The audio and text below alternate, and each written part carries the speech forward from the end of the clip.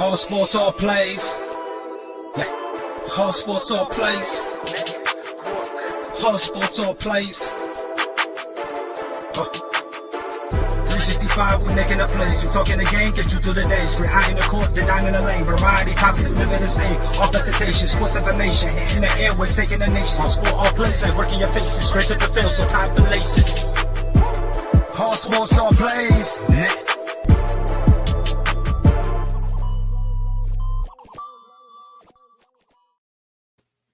Welcome to the All Sports, All Plays College Breakdown Show, Saturday morning from 9 a.m. to 12 noon to breaking down. I got a special co-host today. I'm going to bring him on in.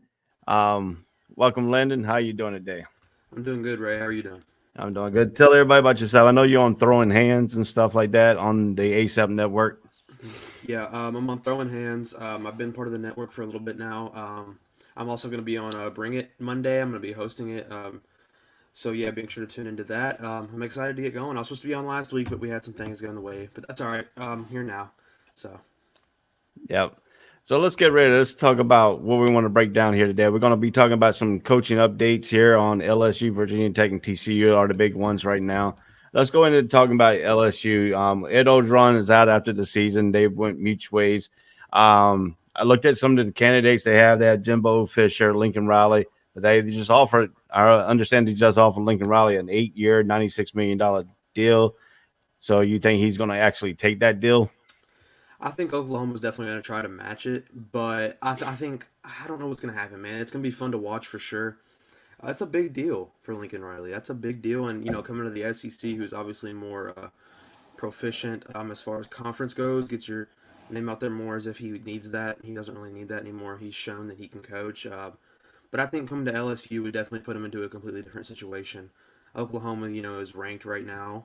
They've looked okay all year, but LSU, now they're sitting at, 4-5, I believe? 4-6, something like that. So they're not having a good year. They need something to bounce them back, and I think they think Lincoln Riley is the solution to that. I mean, we'll see what happens. I think it's going to be fun to watch. I couldn't tell you right now what's going to happen because there's so many question marks. Yeah, and Jimbo Fisher came out earlier and said that he's not willing to go back to LSU. I don't think think you think LSU throws that money at him? I think they do. I think they try, but I don't even think he's gonna entertain it.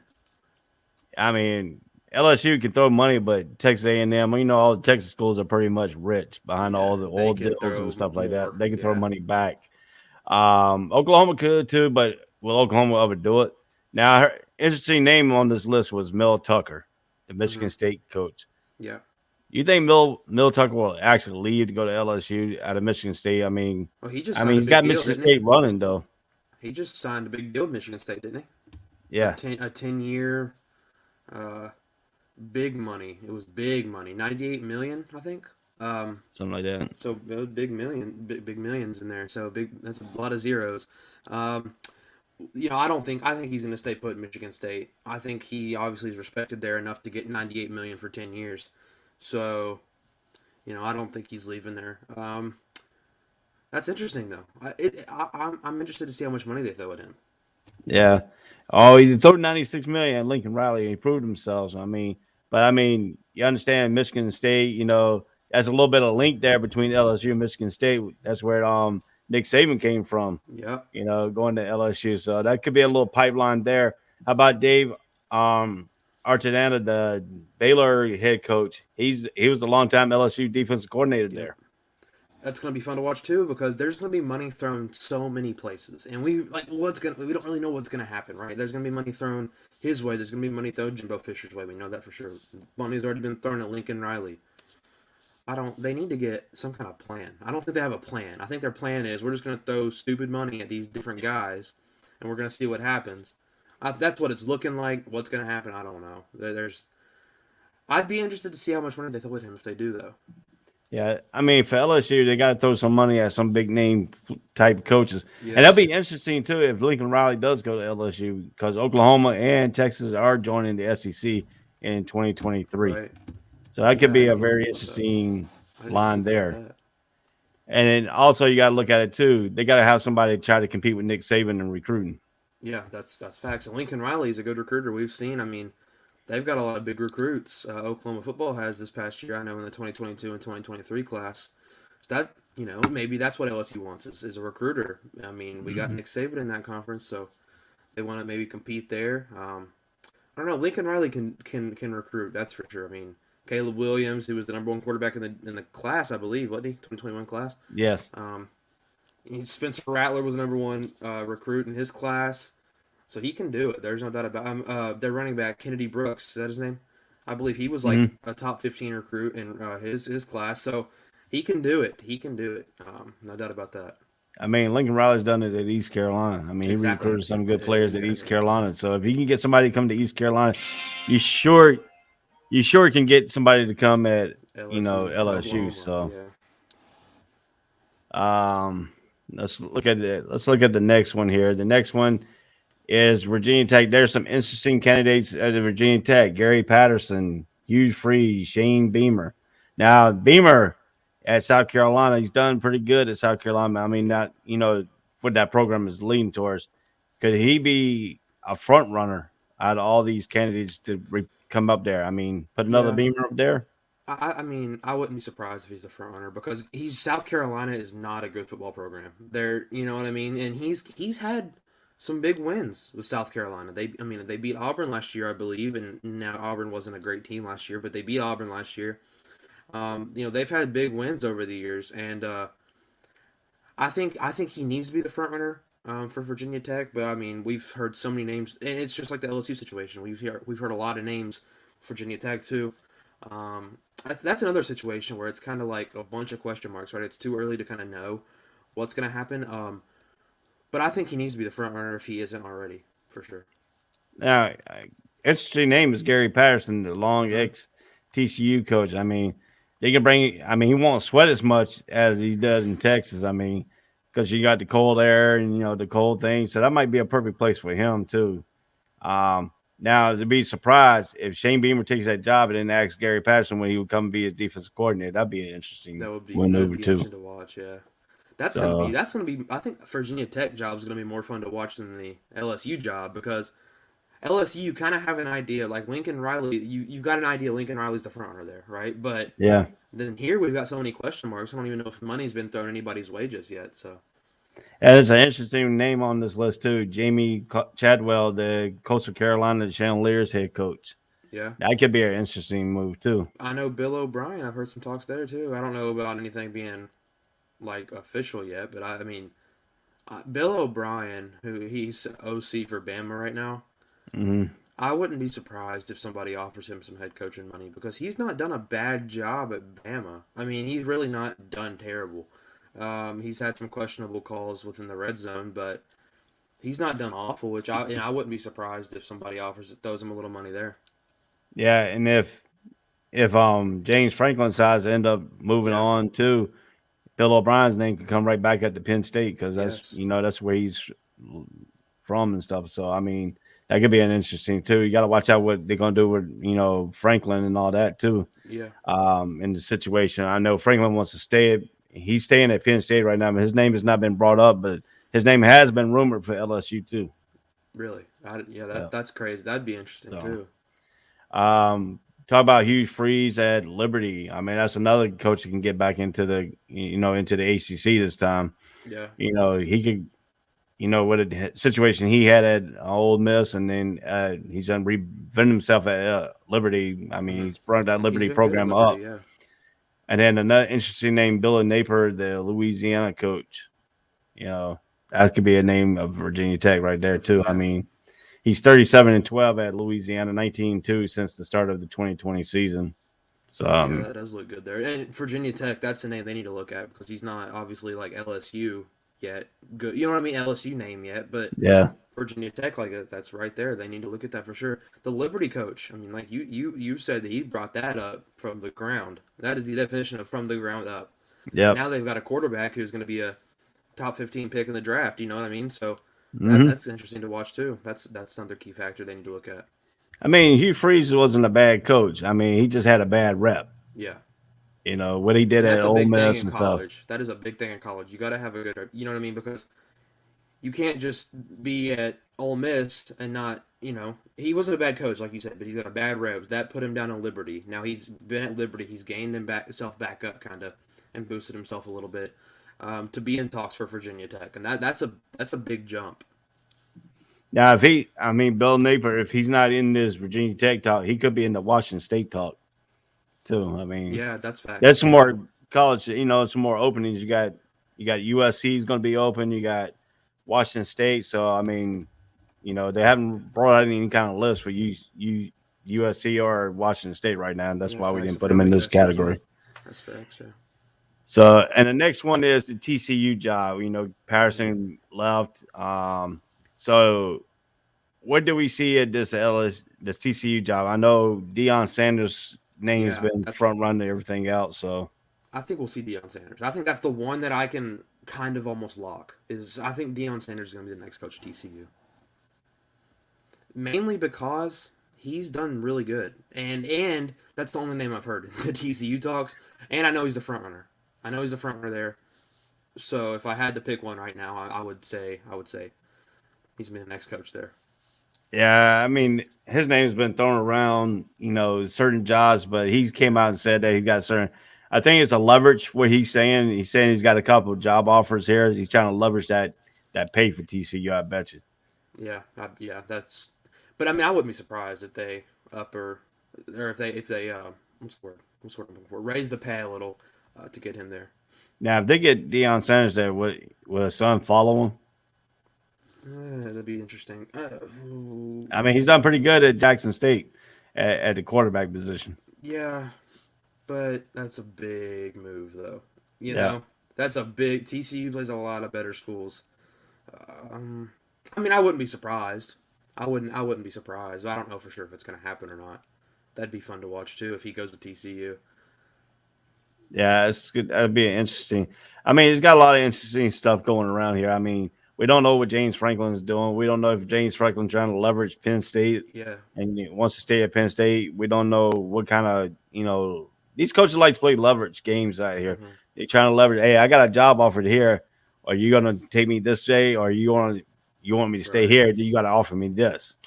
Lincoln Riley's in the perfect position. He's already know up front that he's going to get $96 million for 8 years at LSU. So now if he can counteract, if you want me to stay at Oklahoma, you're going to have to pay me this much money. Yeah.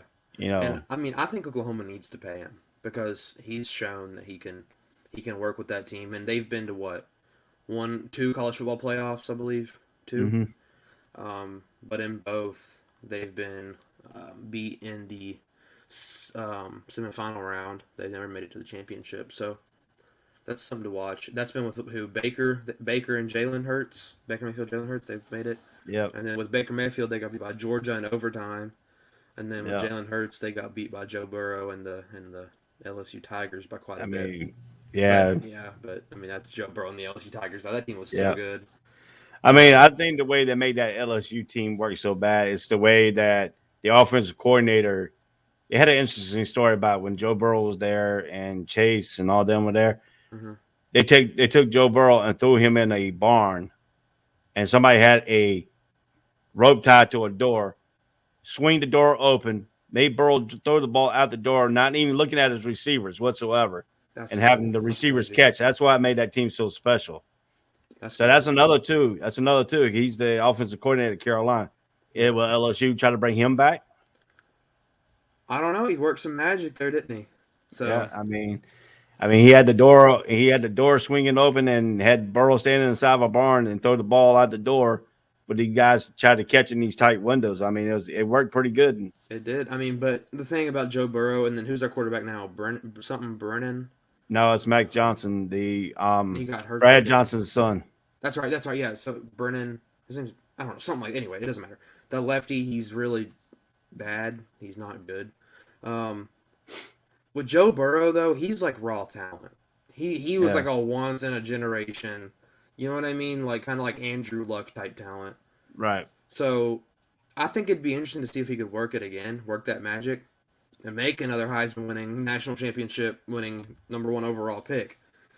That if he can do that, then he deserves to be like considered a magician. Yeah. talk. So, I mean, we're going to go from the coaching talk. We're going to go straight into our Saturday's breakdown games. The first one I want to go off with is the Penn State Rutgers game. This game is at noon Eastern time at Beaver Stadium in State College, Pennsylvania. Big Ten Network. Penn State comes in at 6-4. Rutgers come in 5-5. I mean, Penn State started off hot, and then all of a sudden with that loss to Illinois, kind of is that a little bit of downplayed here in that 9 overtime game. Yeah. So, I mean, what do we see here? Do we see Penn State getting back on the winning side against Rutgers, or will Rutgers finally, under Graciano, finally get that first notch win over a big program? I think Penn State will win this game. I think Penn State's just had more big wins. You know, they've only got 6 in the column, 4 in the loss, and they've not been in the win column in a while. They got beat by Auburn, beat by Penn State. So I think Penn State will win it. I think they're playing with a chip on their shoulder because they started off so hot and people were talking so highly of Penn State, and then they just kind of like they were on a constant decline. They still are on that constant decline. So it was after that loss to Illinois, it just like something clicked, and it was like maybe we're not as good as everybody says we are. Let's lose a couple games, but they need to play with a chip on their shoulder. I think they go out and they beat Rutgers this week. Yeah. Penn State is 6-4 with James Franklin. Also, they've been mentioned here that some people are mentioning that James Franklin is being talked about for every big head coaching job that is open. Yes. But there's a big problem if their 5th loss in 6 games, especially against mediocre Rutgers team. So that's something that James Franklin needs to watch out for in this game. I mean, if you look at it here, Rutgers offense is struggling 300 yards, and it has run the ball. They run the ball to win. The team is 3-0 when they get in 200 yards. Well, Penn State give up 200 yards on defense in the rushing game. That's going to be the key. That's the key. That's the key to victory for Rutgers is you got to pound the run game and hope Penn State can't stop it. And that's the thing. I think Penn State stops the run, but if they can't, I mean, you might as well just go ahead and take that as a loss for Penn State because that's how Rutgers wins. You said it. You said it best. So that's the key to victory for Rutgers, if you will, because they win by the run game. They live or die by the run game. So if that's working Saturday, Penn State's going to lose 5 out of the last 6. So, and that's crazy to think about, because Penn State's always that program that we talk about is like underrated almost. They don't get enough love, but now we're looking like what is going? Are they getting too much love? Are we hyping up a little too much? And I think if they lose to Rutgers, then that definitely proves that point even more. But I think they'll stop the run. Yeah, I think they'll stop it. And Rutgers is too one-dimensional to play a team like Penn State and win. Like I said, they live or die by the run. So, yeah, I mean, Penn State used to be the highly taught up Penn State with Joe Paterno there, and then he left and got fired. Really got fired. Over the situation that was horrible there, but. Franklin's came in and has done a pretty good job to keeping them above water here. Is Franklin that coach to take Penn State to the next level? That's going to be the question. I mean, I think this season has shown no. And I'm interested to see if at the end of the season, given they might lose this game, they might lose it, the rest they might just lose out. You never really know what's going to happen with Penn State, but what's going to happen with the head coaching job, because his name, like you said, is being thrown around with big schools. So what's going to happen there? Like, is that just going to disappear overnight? Like, you know what I mean? Like, that's a big thing to look at. He needs to be playing, or he needs to be coaching like his career is on the line, because in a sense it is. You know what I mean? Because it's either, I think with Penn State right now, it's either leave or never coach again. Or coach at little schools here and there, because I just don't know if Penn State can. I don't know what his contract is, but I don't know if they can extend it after how the season's going. With all the hype they had coming in, they were coming in as a top 10 team, I believe.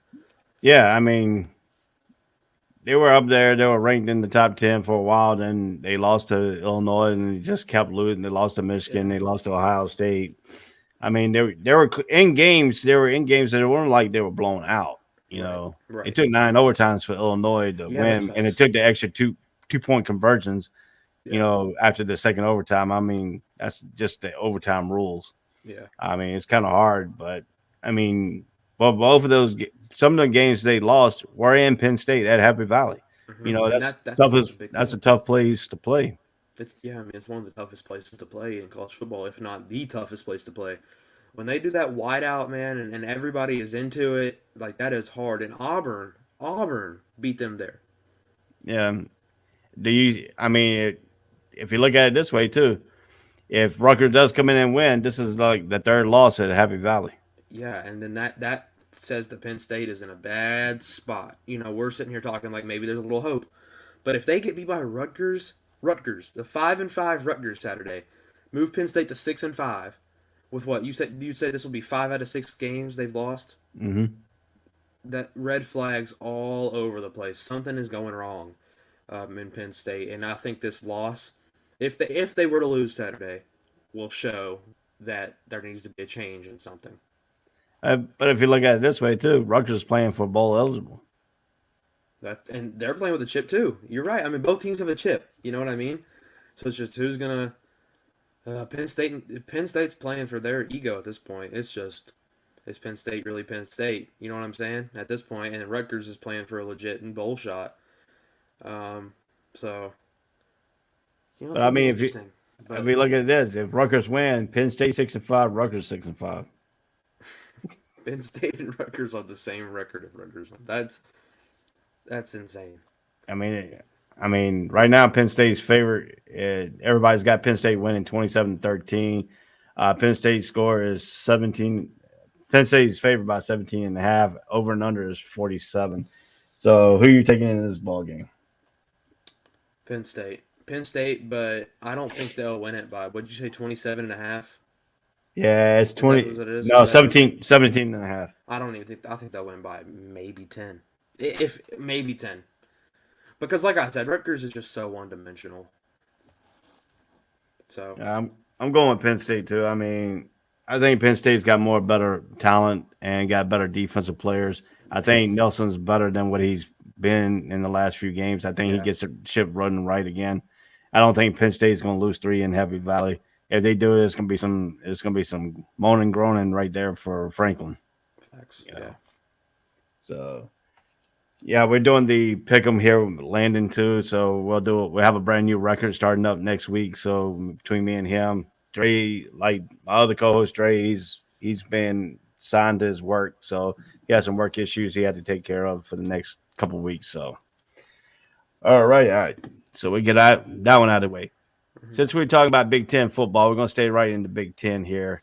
I like these. Hold on a second here. Where's the music coming from? There we go. Sorry about that. I don't know where that came from, though. Illinois versus Iowa. This game is played at Kennett Stadium in Iowa City, Iowa. This game is at 2:00 Eastern time. You can watch this game on FS1. Illinois is coming in 4-6. Mm-hmm. Iowa comes in at 8-2. So, what do you look at this ball game? Because you got two teams that like to run the football. Yeah. So this is an interesting matchup because Illinois has been that team to kind of blow a team's bubble. You know what I mean? Do they come out and beat Iowa? I don't know. Iowa's looked good in some games. They've looked really bad in some games. So that's just where there's so many question marks. You know what I'm saying? I mean, they got beat by Purdue pretty handily. They got, who's their second loss? Who's Iowa's second loss? They beat Penn State. Was it? Oh my God. Wisconsin, I think. Yeah, you're right. It was Wisconsin. So is Wisconsin ranked? Yeah, they're like 15, right? Mm-hmm. Yeah, so Iowa's in a position where this is a must-win game almost for Iowa to show that they're still an elite company that they are. Picking right now, I'm say Iowa wins this game. I don't know really what the numbers are. I honestly wouldn't be surprised if Illinois wins, though. Like, I really hope that the prediction is not, like, the numbers aren't a blowout because this game's not going to be a blowout. I think Iowa wins it by 3.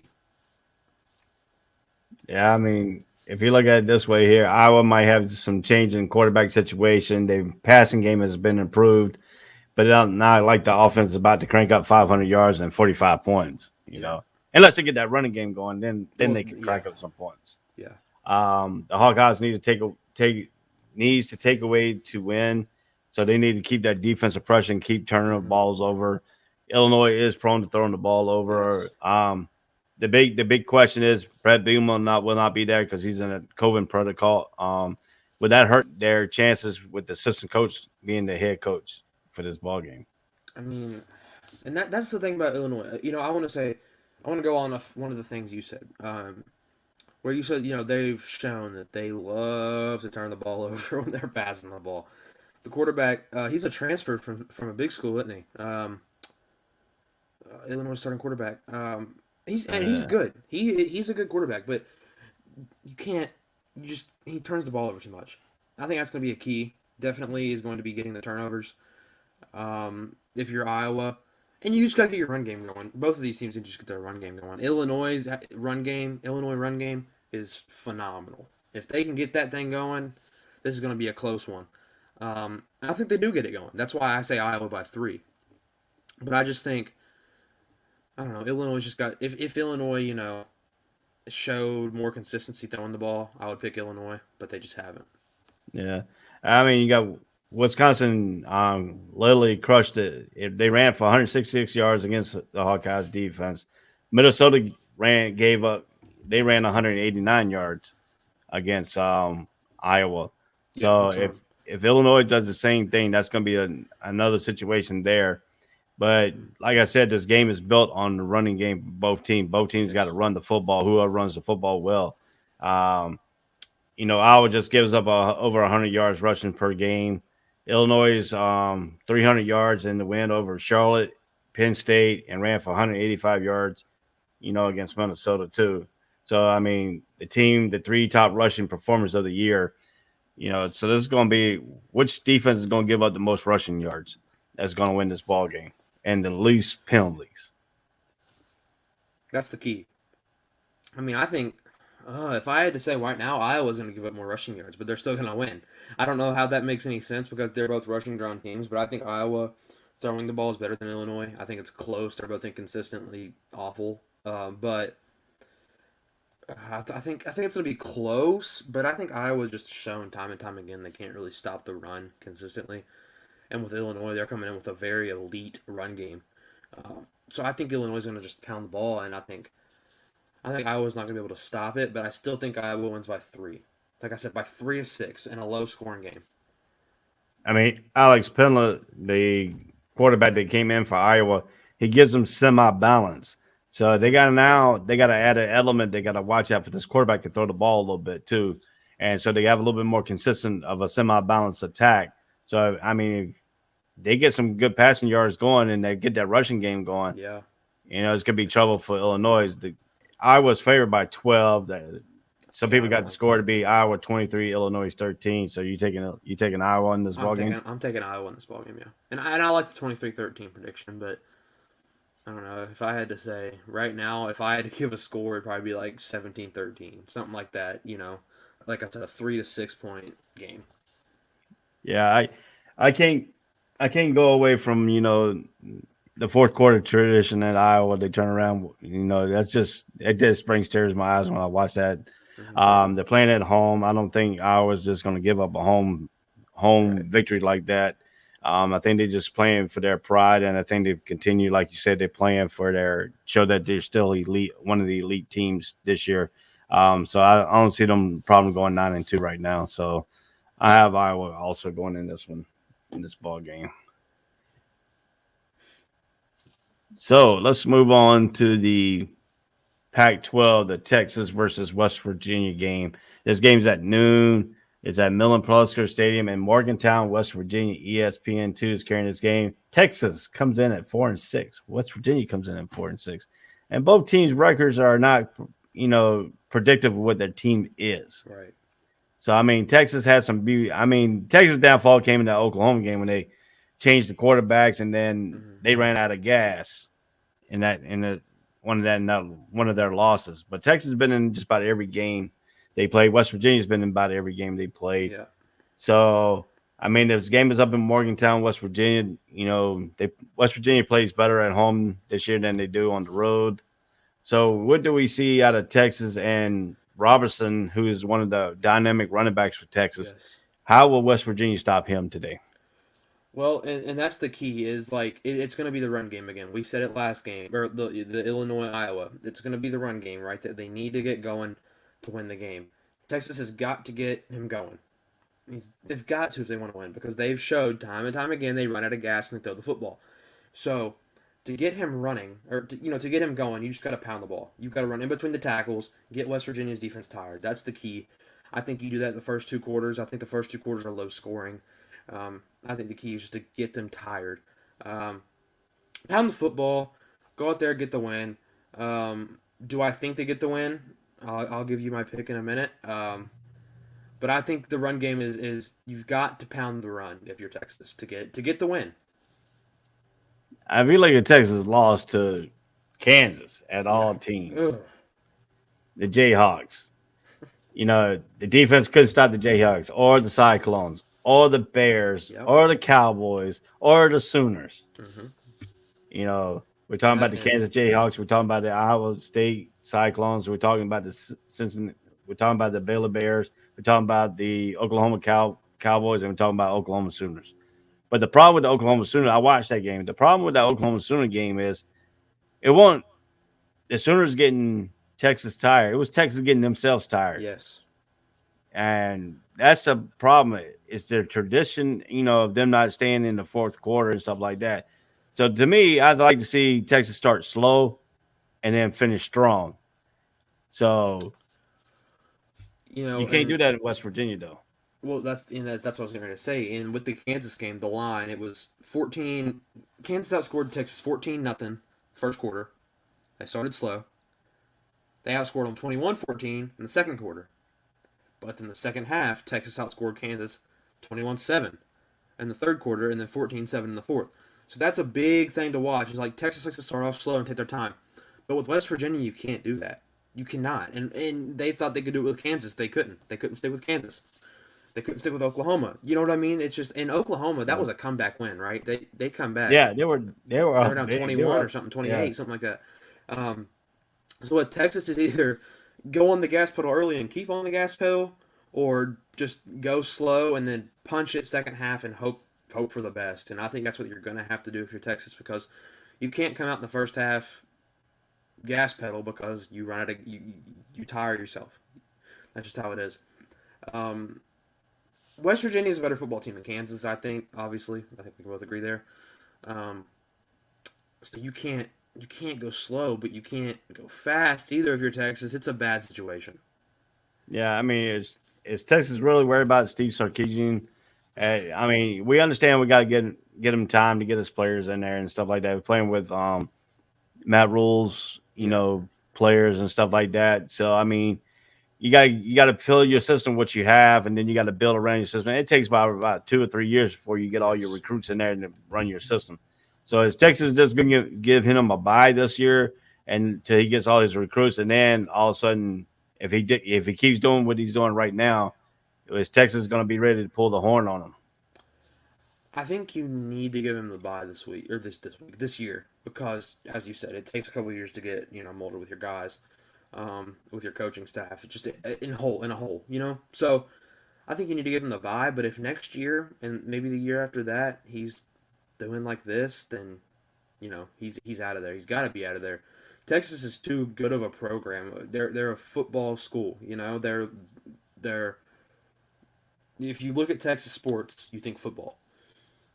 Excuse me. So he's got to do better. He has got to do better. This year, they started off ranked high, I believe. They were probably top 15, top 10. Yeah, 5 to 15, I think. I have to go back and look at the preseason. So, and then they've dropped 6 games up to this point, and we'll see what happens Saturday. But my pick on I think West Virginia wins this game. I think they dropped to 7 losses. So, I mean, Texas coming in this game with 5 straight losses. Exactly. And so you got West Virginia on the, you got to beat West Virginia on the road. Then if they want to come bowl eligible, they have to take care of pesky Kansas State team to get bowl eligible. If West Virginia wins this game and then follow up the next game and with a victory, they are bowl eligible. So both teams it's are gonna playing for a bowl. Yeah, they're both 4-6. both would be a convincing win. Sure, the records are 4-6, but it's still West Virginia, it's still Texas. So both teams are playing with the chip on their shoulder, but I just don't think Texas can pull it off. Yeah, if you look at it too, you look at people are saying West Virginia is going to win this game 30-24. West Virginia is favored by 3. The over-under is 56.5. I don't like that over under at all. No. I mean, because if you get this score right now, it's 30-24. If you're trying to go 56, it's going to be under by like 2.5. Yeah. So I mean, this game could be way under than that. I mean, sometimes both teams have a hard time scoring. And the interesting thing here is going to be the balance of the offense. If West Virginia gets the balance of the running attack and their passing attack, and they score quick, and that could be sometimes teams score too quick and can give problems with their defense getting tired. Mm-hmm. So we saw that with Kansas last week against Texas. I mean, they had They scored 35 points in the first half, and then they were tired second half, and Texas offense exploited that. But Texas defense just couldn't stop Kansas. That's just how, and Texas, they got blown out in the first half and blown out in the second half. So how is that? There's just no even ground with Texas, They can go on the gas pedal early, but then get tired. They can not, and then just not perform in the second half. Or they could just have a perfect game. You never know. That could happen too, but I don't think that's going to happen anytime soon. Who knows? You never know. So you taking West Virginia? I'm taking West Virginia. Well, I'm going to go ahead and say that the team from Austin is going to come up and take care of business today. I think they're going to stop their losing streak. I think it's going to be close. I think they're tired of seeing it in the papers. I think Robertson is going to be that elite running back, and I think they're going to have a hard time stopping him. Yeah. But once again, if they do it like they did against Oklahoma, run themselves tired, because he ran the most of that game, and they ran them tired, so he had enough in the fourth quarter. So right. That's going to be a key, though. Is like you got to be consistent with his workload. You can't just – he's a human. You can't just run him every play, every down, you know what I mean? Yeah. He's going to get tired, whether you like that or not. So that's going to be fun to watch, though. That's going to be probably the most interesting game we talked about so far. It's going to be Texas-West Virginia, because I think it's going to be close. I wouldn't be surprised if it goes to overtime. I hate that over-under 56. That's kind of insane. Yeah, they think they're just going to light up the scoreboard on that. Yeah, game. I don't. That's kind of. I think it's kind of high myself. Yeah, all right, so we're going to move right along. We're going to go back into the Big Ten. We're going to go Michigan versus Maryland. This game is at Maryland Stadium. Used to be called Bird Stadium. They changed the name I don't know why. This game is located in College Park, Maryland at 3:30.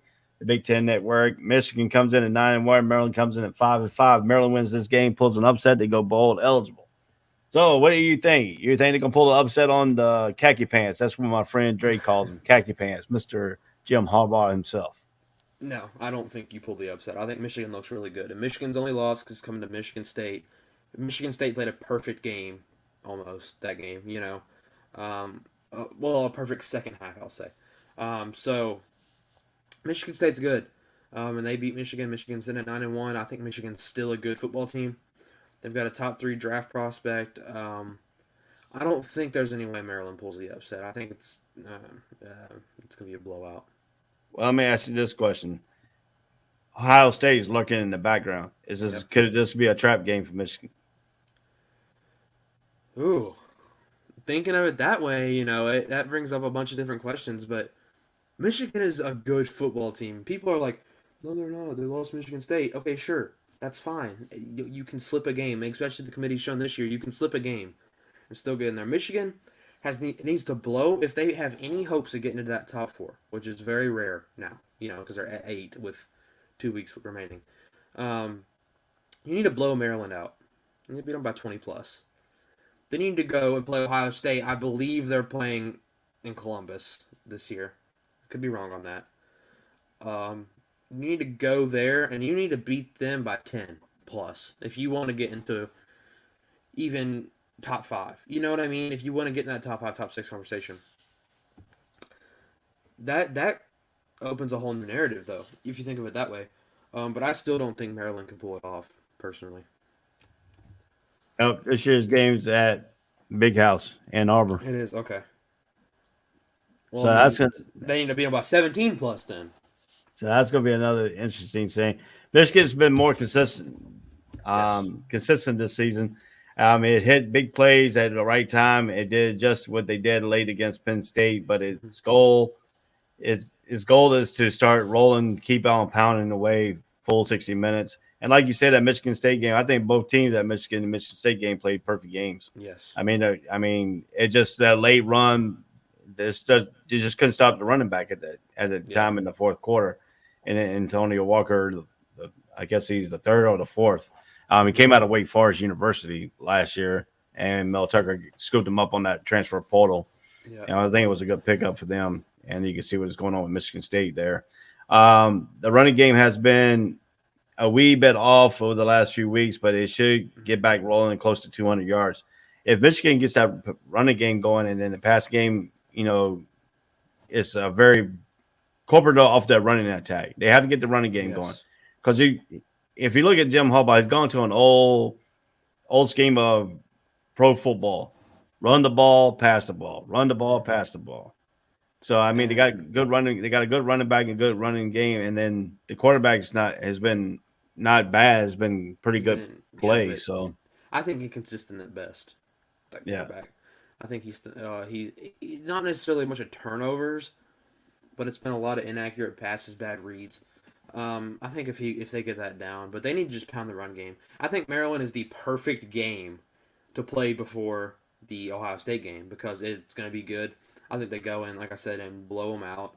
And it's a good confidence boost to go into Ohio State. I think it's a perfect game for them. I think hopefully, if you're a Michigan fan, you need to be hoping that Michigan, the quarterback, has a really good game against Maryland. Those are like 4 touchdowns to boost that confidence as much as possible.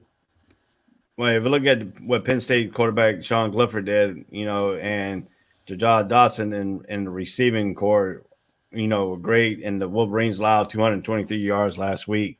That's about it for the solid passers. But you got Tyler Lock, whatever his name is. Yeah. His brother is a quarterback from Maryland. He could throw the ball, but the Maryland running game has been inconsistent. That's the thing. Mm-hmm. Maryland can throw the ball, but it can't run the ball. Well, the thing go ahead, sorry. You got to run. You got to run. If you see what Michigan State did to them, they got to run the ball effectively. Yes. And the thing about Tagovailoa is he can go out and have a 5 touchdown game, or he can go out and have a 5 interception game. You don't really know what he's going to do, right? He's been inconsistent. 7 interception game against West Virginia. Yeah, you see what I'm saying? So there's you don't know what's going to happen. I think Michigan, they're going to bring the pressure. Their D-line is fantastic. They've looked really good as far as pass rush goes. You pressure that dude, and I'm a Bama fan, so I love Tua, but it is what it is. His brother plays for Maryland now. He transferred out of Bama, but I think Michigan gets the win. I think they come out and they blow it up. They win big time. And that's why I look at it here. Tagovailoa might have a few issues with picks, but he's been bombing away, hitting 70% of his throws on the year with close to 1,200 yards passing with 5 scores over the last 3 games.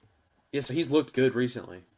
But it's there's so many questions though, with him specifically, and their run game has been, as like you said, just rough. And with Michigan, we've only seen them get beat once, and when they got beat, it was because of the run game. So that makes the upset even more less likely. And if you look at Michigan's offense, Michigan will seem like it always has the ball. It should control the clock for well over 35 minutes. Yeah. So keeping the Maryland's offense off the field for 35 minutes of a 60-minute game, that's kind of discrepancies there. That means they're gonna possess the ball. They can move the ball up and down the field. They come away with field goal touchdowns. They're gonna come up with some kind of points and stuff like that. So, Michigan is. Some people got Michigan score 34-17 over Maryland. Michigan's a 15-point favorite. 56.5 is the over and under. So are we both in agreement taking Michigan in this game? Yes. By a lot. So Now we're getting to the interesting one here I want to talk Yes. about is the Cincinnati versus SMU. Now, Cincinnati is in that top 5 category of the playoffs now. They moved in there on the recent rankings. Mhm. Let's go ahead and bring that recent playoff rankings up here. It's going to be scrolling at the bottom here. Cincinnati comes in at number 5, outside of that number 4 spot on the thing. What does Cincinnati have to do to SMU to make them jump over like an Ohio State? They're They going to have to have really got to blow them out. Like it has got to be where you just want to turn the TV off if you're an SMU fan. It's got to be that bad. Oh, that's going to be fun to watch, and this is the one I wanted to talk about because listen, all year Cincinnati's been winning. People are like, why are they not top 4? And I've always said because they're not. We got to see them play some good opponents first. You know what I mean? SMU is a team who has been in that rankings this year. They've been in and out, in and out, in and out. They're not ranked right now. Right? They're not ranked right now, are they? I don't think they are. no. They're not. They've been at like the 23 is the highest they've been, I believe, and then they were at the 25 for a little bit, and then dropped Right. out completely. Yeah. So I guess this is, if you will, the first almost ranked opponent since he's played. So it's a big test for sure. What's gonna happen, I don't know. It's gonna be fun to watch because this is Cincy's game to show that they are the real deal somewhat. But if this game is within striking distance in the fourth quarter, Cincy is not all that. Cincy does not need to be 5. I'll tell you that much right now. Well, I mean, they beat Notre Dame. They did At Notre Dame. Notre Dame. You're right. Yeah, I forgot about that game. Still, I mean, but listen, that's the thing about this, and I argue this all the time in the group chat. Right?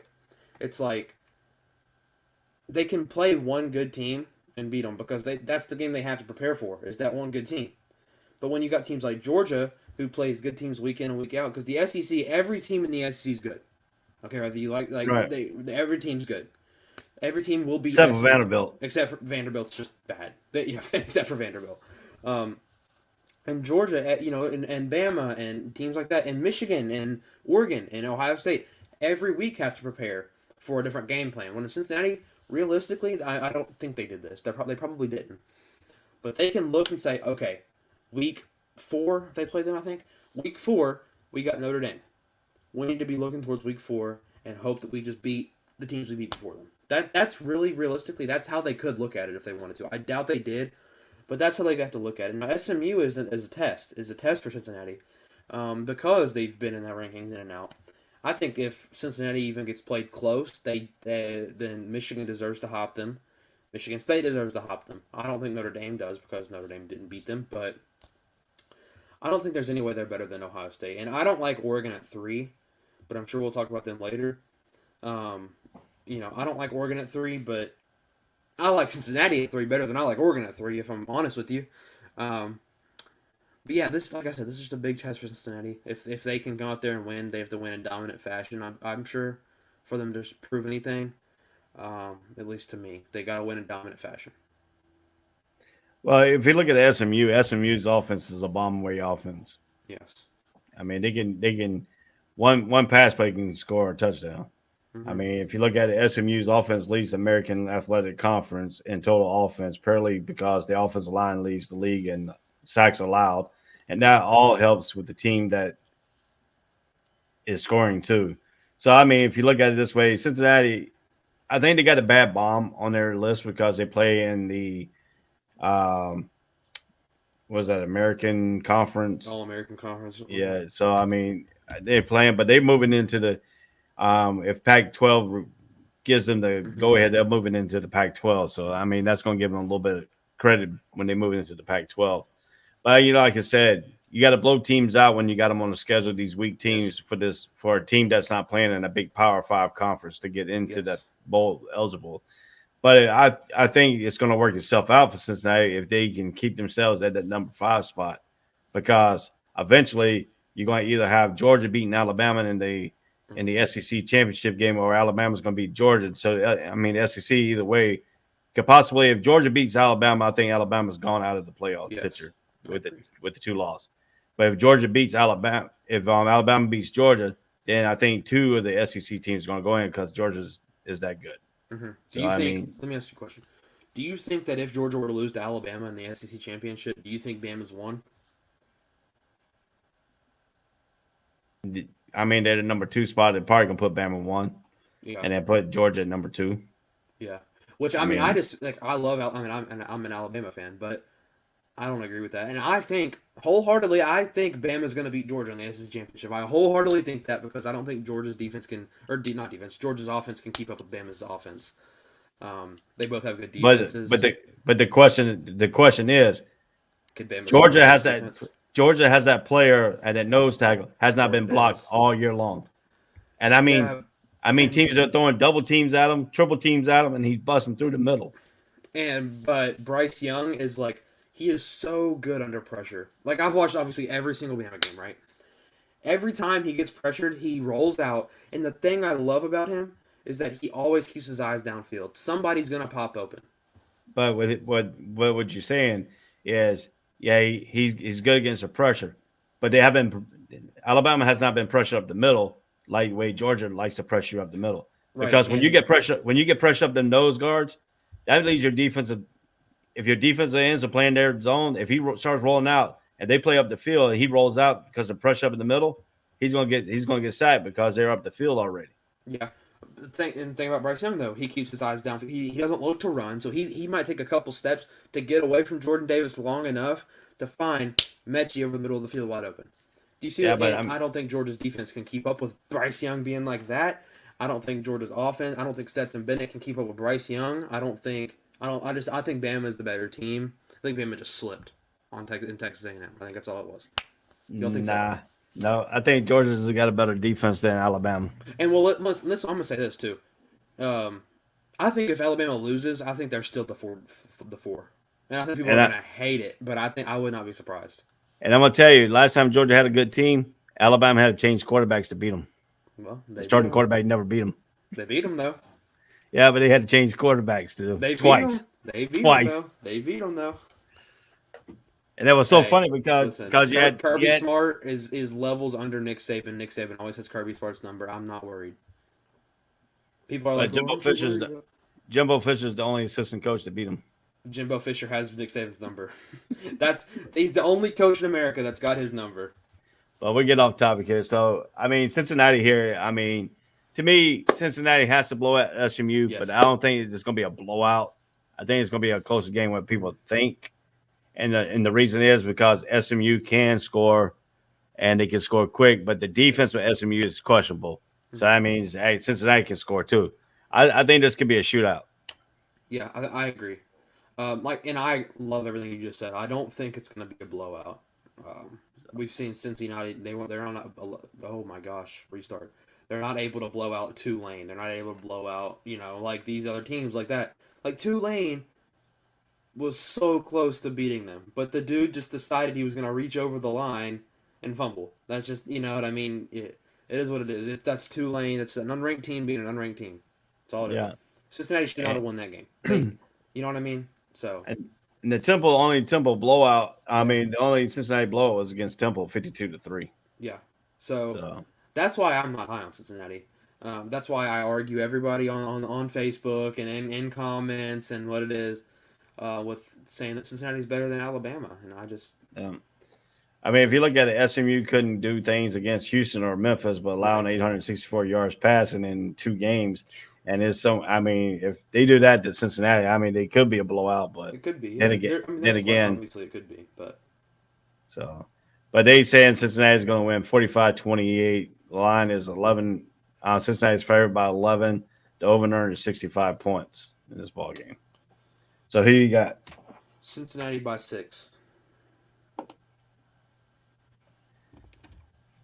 Yeah, I say Cincinnati probably win, but I think they win by 10 at the most. By 10? Yeah, at the most. At the most. Yeah, I agree. I agree with that. I like that. I don't think it's going to be a blowout either. So our next game we're going to talk about is this Nebraska versus Wisconsin game, and I've been on Nebraska's butt all season long. Mm-hmm. It's just the year Scott Frost is going to get fired, but they said they're bringing Scott Frost back for another year. So I think he's safe This game is at 3:30. It's at Camp Randall Stadium in Madison, Wisconsin on ABC. Nebraska comes in at a 3-7, but that 3-7 is not very addictive of how they play. Right. At 3-7 is because they had some unlucky breaks and some key turnovers and key moments Mm-hmm. of games. Wisconsin comes in at 7-3. Wisconsin's been looking better since that first game against Penn State, and they had that big win against Notre Dame beat them too, I think. Yeah, they had a big win against. Yeah. They beat Iowa. That was a big win. I mean, Wisconsin's been looking good though, because they were really hyped up going into the season, and then they just kind of like fell off, and now they're 15. So they say the coach. Deal. They said Nebraska coach's situation is settled for now. Scott Frost is getting another year at least. Like I said, there's no bowl game to play for them. Maybe that's a whole conversation at a different day for the Huskers. Can they get to 5-7? But since there's no bowl game in there, their job is now to play the role of a spoiler. I don't know who they're spoiling in this ball game. Yeah, I mean, because Wisconsin's already bowl eligible. Right, there is no significance to this game whatsoever. None. Because Nebraska's not going to get the bowl, but Wisconsin already is going to get the bowl, but Wisconsin's not good enough to be top 4. You see what I'm saying? There's literally zero significance to this game. I mean, if you look at it, it's an ego game. this might be yet another loss for Nebraska's program, but it's not going to play all that poorly. I mean, both teams likes to run the football, and Martinez could be a difference maker for Nebraska if he doesn't turn the ball over. He has a key of turning the ball over in situations.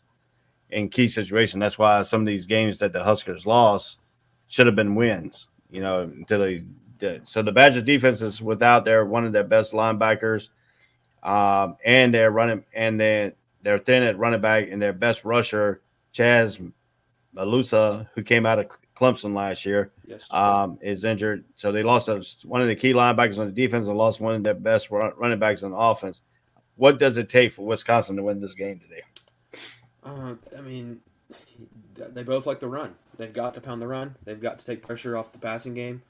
I think that's a big key in college football. In this game specifically, you've got to have your run game going because your college quarterbacks, they're good. Some of them are good. Some of them are elite.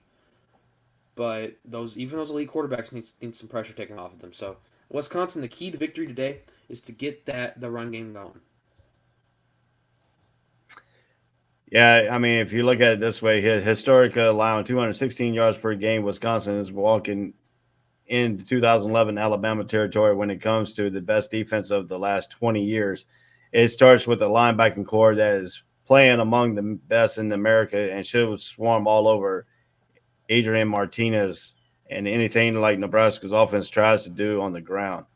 Obviously, Berlin Allen showed the 17-year-old true freshman quarterback has rumbled for over 7 yards per carry with 6 straight 100 yards days over this winning streak. So they upgraded the quarterback to a freshman who's 17 years old. That's crazy, ain't it? So, I mean, they are comparing this Wisconsin defense to an Alabama defense back in 2011 territory. Yeah. I mean, I seen them. I mean, Wisconsin defense is pretty good. The offense was lagging a little bit. They got this Berlin Allen show. The 17-year-old come out of nowhere. I mean, he's got no pressure on him. I mean, he's only a freshman, so he's just starting his career out. This could give him significant confidence on the future. So, see, he's only 17. Can Nebraska's defense fool this freshman enough to turn him over? I don't think so. I don't think so because Wisconsin's got a good run game, and that probably does not make any sense. But what I'm trying to say is it takes pressure that Nebraska might give off of him completely. I don't think Nebraska can do anything to take him out of the equation. I think he's played good enough to show that he can win against good teams. So why can't he against Nebraska? So I don't think Nebraska's going to do anything significant to throw him off his game. Yeah, I mean, like I said, I've been on Nebraska since day one of the season, and I thought Scott Frost was going to be gone after this year. They give him one more year to try to redirect everything. To me, I think he made a to me, I think he made a mistake go leaving University of Central Florida because he had a good chemistry there. He was undefeated. Yeah. Then he thought he could go to Lincoln, Nebraska. It's a whole different animal, different things. You got to fight more recruits and stuff like that. So to me, Wisconsin's favored 9.5 in this ball game. And they said Wisconsin should win 27-16. So who are you taking in this ball game? I'm taking Wisconsin, and I like that line too. This is like the only one I actually like. They've been really rough for today's games, but yeah, I like Wisconsin to win this by about 10. Yeah. Yeah, it's playing in Camp Brown. You're not playing in Lincoln, Nebraska. So I mean, Camp Brown's a different animal when they come in that fourth quarter. You know, the whole stadium starts bouncing. You know, that's a different animal down there. So I think it's going to be closer than what people think. I think Wisconsin will win. I think it could be 21-17 final. Okay. All righty. So we're going to move right along. We're going to go into the ACC here. We're going to Virginia. Plays Pitt at Heinz Field in Pittsburgh, Pennsylvania on ESPN2. Virginia comes in at 6-4, 8-2. Brandon Armstrong for Virginia hasn't played in the last 2 games due to injury. Seeing Virginia has some effect on Virginia, some effects it didn't. So what do you see in this ball game between Pickett and the Pitt's team? You know, he's been in Heisman talk. Pittsburgh, they've looked good. They're sitting at 18. This is another game that kind of doesn't really have much significance. I think Virginia is not. They could get a bowl game. Pittsburgh is eligible, correct? Already. So this is a game where, you know, it's not as insignificant as the Nebraska-Wisconsin because Virginia, are they still alive as far as bowl talks go? So I think that we definitely could see a Virginia team with a chip on their shoulder because they want to get in that bowl talk. Virginia wants to be a bowl team. They think they are a bowl team. So I think I think they need to come out with a sense of urgency. And beating number 18 in Pitt would be a huge win for Virginia as far as bowl games go. This is a significant, and you say it's not too much. It is a little bit too much. It's a little bit significant for Pitt. Yeah. Because if Pitt loses today, they have to go into the last game of the season to win to become ACC Coastal Division champions. Yeah. So I didn't think about that. So if you look at it this way here, I mean, I'll bring up the ACC records here in a minute. The thing is, if Virginia Armstrong if he struggles or if he can't go, Virginia doesn't have enough offense to keep up with Pitt. Now, if Brandon Armstrong goes and plays great, then Virginia can give Pitt all the trouble they want. Because, I mean, if you look into the loss of Virginia to North Carolina, Armstrong still had over 600-some yards. Yeah. Almost 600-some yards passing. So, I mean, and that game came down to, you know, they were winning, and then Carolina came up, and they won by 2 touchdowns at the end. But still, the dude was throwing the ball all over the place. Yeah. So, I mean, Armstrong is a key factor for Virginia. If he can go, that gives another element that Pitt defense has to worry about. Yeah. Too. So that's a big thing. Is that's the key for Virginia is getting that passing game going for sure. You know, he's back now, so and I like what you said, how they can go as far as this team or as far as the quarterback can take them. You know what I mean? yeah. If he wants to play good, then this team will play good. That's just how it is. And obviously, you're like, well, he's a quarterback. Well, yeah, he is, but he's so significant to that offense. And if you look at it too, if you look at this situation here, Virginia does have a wide receiver who's 6'7", and they have not taken advantage of him at all. I mean, they have no corners can match up with him. Yeah. You throw the ball up high, what a corner going to do? Nothing. Couldn't do nothing to him. I mean, they had no cornerbacks in the league that is over 6'4", 6'5". Yeah. So this guy's 6'7". I mean, he towers over everybody. So if they get in that red zone, all they got to do is flick it up to him. It should be a touchdown every time. Should be, yeah. I mean, but you never know. With that though, I mean, corners are so insanely athletic. They can jump up and be, you know, they have some verts that are insane. A lot of corners do. Which that's the thing though. That's just a lot of questions too. Like, why hasn't he been taken A factor. advantage? Well, a factor, yeah. Like, so maybe he shows today. I mean, you know what I mean. You never really Yeah. know. So I mean, Pitt does have a pass killer pass rush, yes, but the secondary did give up a whole lot of yards in defense and can get bombed on. Miami was able to roll up 490 yards total offense, and the pass defense close to 500 yards over the last 2 weeks. So, I mean, if you look at Pitt in the North Carolina game, Pitt was up, and the North Carolina came back, and they took them in overtime. And then the Hells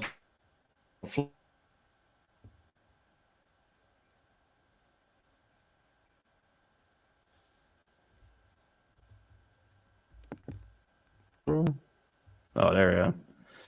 Yeah, so I mean, if you look at that situation too, so I think I lost you there for a minute. yeah. What did you say just now? So I can go off that. I said that if you look at Pitt, if you look at Pitt in North Carolina, the Hells and Floodgates came out. Carolina carrying in overtime. I mean, they see what they can do with Howell at quarterback. If Armstrong is there, that could be another situation that Pitt could be worried about too. Yeah, I think Pitt does not need to go into this game thinking they have a win, because they do not. There's no doubt about that. They do not have a win. It's going to be hard to get that win. I got a question. Does Virginia put Pittsburgh on upset alert? It could be. If Armstrong is playing. Now, if the backup quarterback, I don't want to put him on upset alert. And if I agree. If Armstrong's healthy, I think Virginia beats Pittsburgh. Because some reports is good because they put a score up here. One guy came across, put a score up here. If Pitt 34, Virginia 30 with Armstrong playing. Mm-hmm. Pitt's 38, Virginia 17 without Armstrong. Right, yeah, and that's so accurate because he is such a key and he's so valuable, So, I mean, if I had to pick, I'm just going to say he is healthy, and I think Virginia beats Pittsburgh. So you're going with Virginia? I'm going Virginia. I don't know, because this could be a game time decision. So, I mean, you don't know who you got to prepare for. Mm-hmm. I think it's a smart idea to keep it game time decision for them. But like I said, I think I'm going to have to go with Pitt, the home team, because I don't know the stability of Brandon Armstrong. And this could be a fool's gold just to try to say he's going to be back. I think he'll be back in time for a bowl game, but I don't think he'll be back in time for this game. Yeah. So I'm going to go with Pitt in this one. So,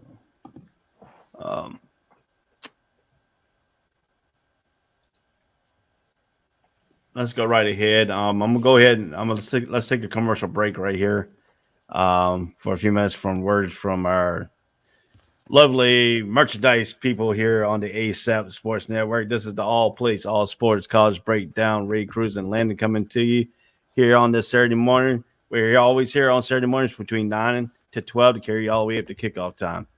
We'll be right back. All sports, all plays. All sports, all plays. All sports, all plays. 365, we're making up plays. You're talking the game, get you to the days. We're high in the court, the dime in the lane. Variety, topics, living the same. All presentation, sports information. In the airways, taking the nation. All sport, all plays, like working your faces. Grace at the field, so tie the laces. All sports, all plays. All sports, all plays. Network. We on top of our game. All sports, all plays. All sports, all plays. Welcome back to the All Sports, All Plays Network, the College Breakdown, the most premier college breakdown show on the social media TV platform. Thanks for Fox D Network and the ASAP television platform that we're on today. Landon, I think this is your first show on the platform itself here. So, exciting. You're being broadcast out to a lot of millions of people here, Yeah. It's exciting. So we're going to move right along into this game here. We're going to go to the UAB versus University of Texas at San Antonio.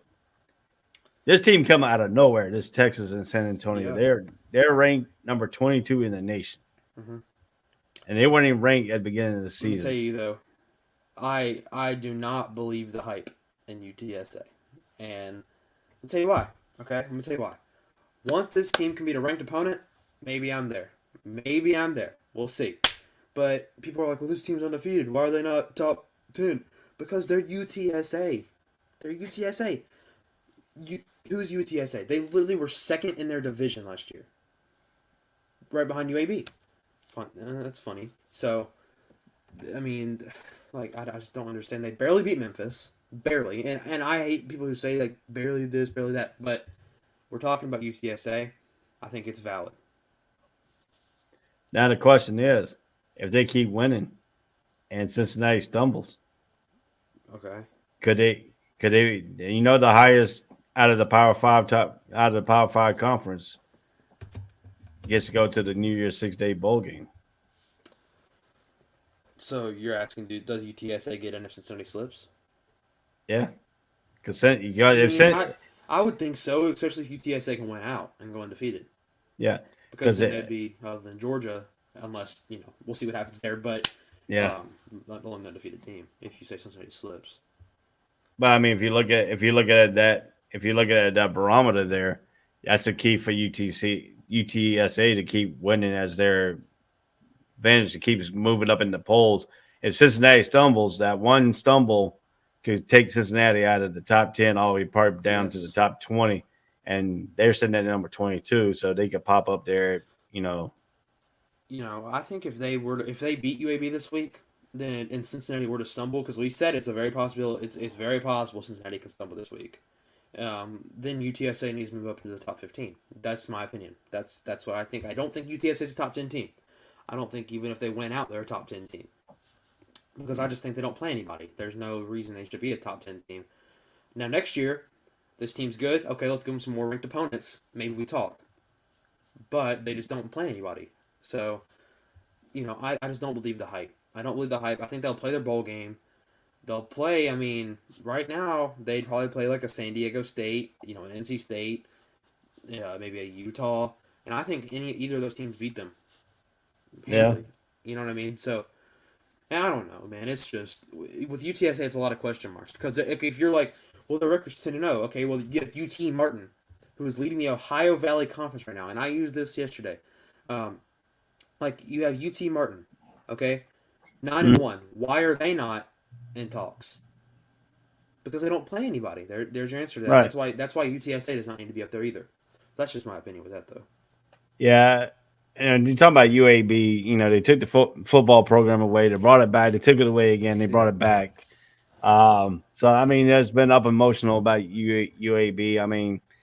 I'm happy they brought it back because it's just UAB. University of Alabama, Birmingham. They're 7-3, 5-1 in conference play. This game could be for conference rights here. Yes. If UAB can upset UTSA, yes, we call it an upset because they're ranked. We have to call it an upset, but yeah, they're 10-0, 6-0. They've been playing pretty good. The quarterback battle here, D Hopkins is 106 for 107, 1,723 yards, 11 touchdowns, 40 interceptions. But if you look at UTSA quarterback Frank Harris, he's 190 out of 284, over 2,000 yards, 2,306 yards. He has 20 touchdowns, 5 interceptions. So he doesn't turn the ball over much. The running back is a big advantage for running backs because Sean McCormick has carried the ball over 230 yards for 1,150 yards, 11 touchdowns. UAB's running back is 145 carries for 945 yards and 10 touchdowns. So that's a little bit of a, tongue there right there for the running backs and passing game. But the receivers, Zach Franklin is going to be the big-time receiver for UTSA. He's recorded 58 receptions for 750 yards and 8 touchdowns. And Prince is for UAB. He's 29 receptions for 571 yards and 7 touchdowns. So that to me, he's a big play type receiver for UAB. So who do you think? And right now the matchup procrastinator for ESPN's got UTSA 70% to 29% to win this ball game.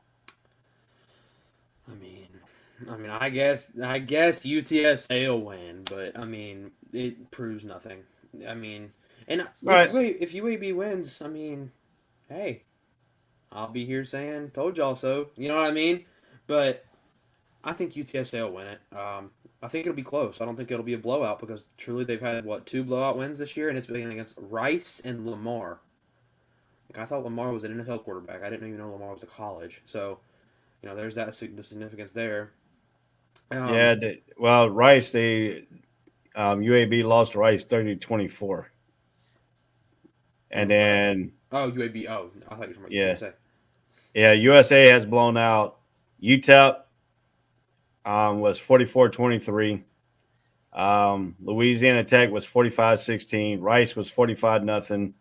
And they barely just got past Western Kentucky, the Hilltoppers, 52-46. And they barely got past Memphis, too, 17-24, I believe. Yeah.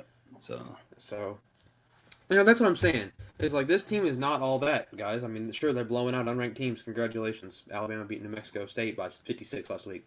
We're going to really talk about that. So that's what I'm saying. Sure, UTSA will get this win, but it's just another unranked opponent to add to their ledger. Congratulations. I don't know what you want me to say. But they did play Illinois. They did play Illinois, and they beat Illinois. But if your best win is Illinois, who is 4-6 and unranked. But look at Illinois, who Illinois has beaten too. They beat they beat Penn State, who was a ranked team. Penn State's a good team. So I mean, it is what it is, though. That's like saying if Texas A&M were to beat Georgia, then Georgia doesn't. You know what I mean? That's what you know what I mean. So I got you. So I think UTSA wins it. So you got UTSA. Yeah. Well, I'm gonna go the other way here. You going? I'm gonna play devil's advocate. I'm going UAB on this one. Let's look at this closing night. Let's look at Syracuse and North Carolina State. Yep, this is a good one. This game is played at Carly Filling Stadium in Raleigh, North Carolina, on the ACC network. Syracuse is 5-5. NC State comes in at 7-3. Now, my question to you is: will North Carolina be overlooking Syracuse for that North Carolina Tar Heel game? And that's what I was gonna say. Is maybe they're not looking at Syracuse as an opponent here, because they're like, why would we do that whenever we got North Carolina next week? We could show we're really all that. Are they sleeping on Syracuse here? They're sitting at number 20. North Carolina would be a big game to win for them. That's a big question. Will they overlook Syracuse? I don't think so. I think they are going to take this game seriously. They're going to have to if they want to stay ranked, because we've got a lot of teams up and coming. So with that being said, I don't think they overlook Syracuse. I think NC State goes out and gets the win. Now, don't get me wrong, Syracuse is going to put up a fight because it's Syracuse. I don't know why, but every time Syracuse plays a good team in basketball or football, they always put up a fight. I don't care what it is. So, yeah, I think Syracuse plays it close, but I think NC State gets the win. Playing at home too. That's another thing. Yeah, if you look at this here, if you look at the running back Sean Taylor and quarterback Garrett Snyder going off, the Orange led the ACC in rushing with 237 yards per game, and then the game last week against Louisville, the Orange only threw for 46 yards and run the game. Couldn't do anything other than Tucker going at bed. Everything crashed in a 41-3 loss to Louisville. The common point for NC State was Louisville. Louisville gave NC State a fight all the way up to the end of that in the game. I think it was in Carter Filling Stadium. Yeah. So I mean that. To me, I mean, NC State defense has got a lot of injuries on it. They lost their two top linebackers, Pat Wilson and Isaac Lamore, but they have stepped up. They stepped up and stuff like that. So we got to see what we're gonna have to see for NC State is they still got the quarterback O'Leary. They still got the running. They still got the running back, two-headed running back. The one running back, I think it was Hart. Bam Knight. He got banged up but came back into that game. came back into the game of in the Wake Forest game and lost to Wake Forest.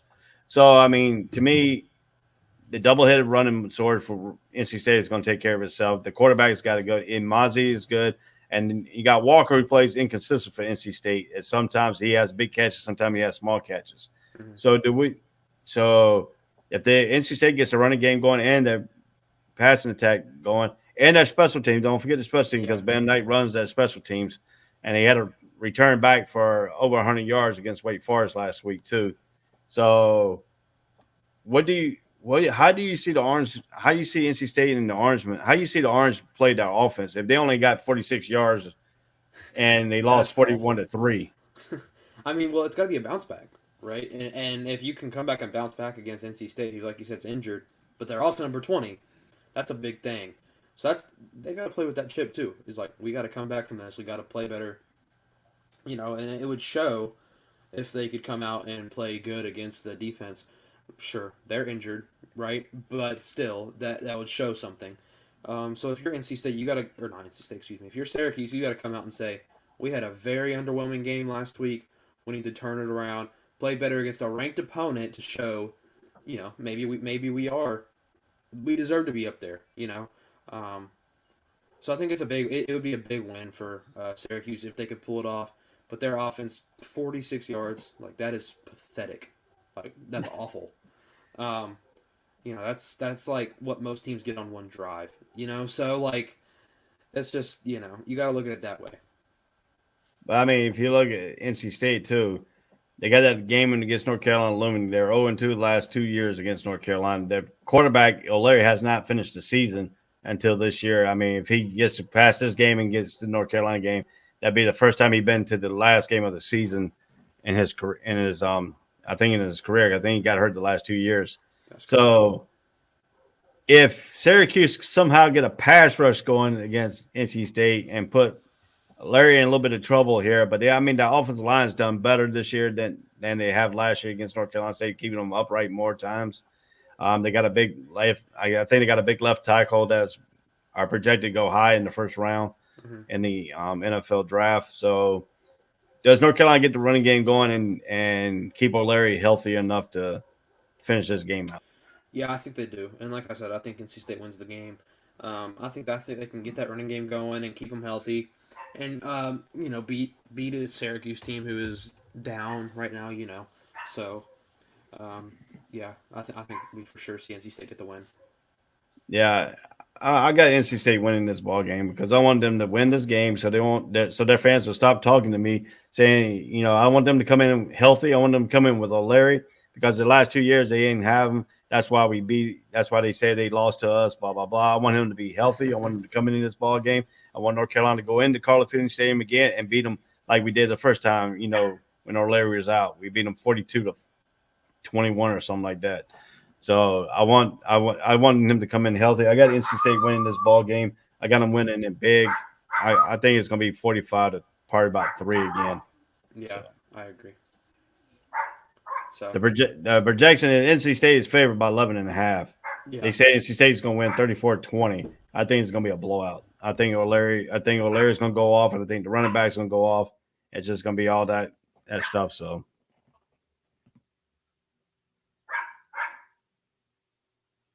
We got him there on that here. So we're going to go ahead and take a commercial break here, and we'll be back after these things. You're listening to the College Breakdown Show on the All Sports All Place Network, and we'll be back after these messages.